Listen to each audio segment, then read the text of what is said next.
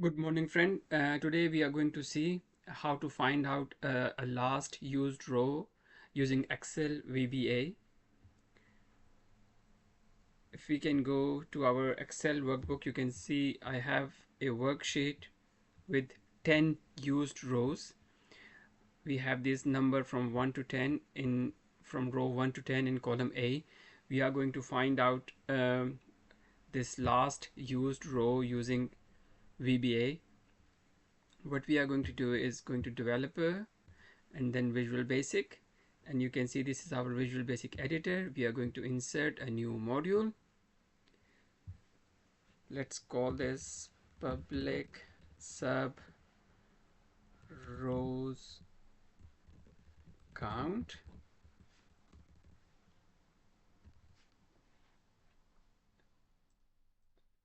Now we have to save the last used row number into a variable. You can do, or you, if you do not like to do that, but just to check that code is working, I have, let's put this number into a variable. I named it as last row. Sheet 1, we only have one sheet in our workbook. Index is sheet 1 dot cells, standard VBA function, and where the function is asking for row index, we will put rows dot count method column 1 dot end xl up dot row.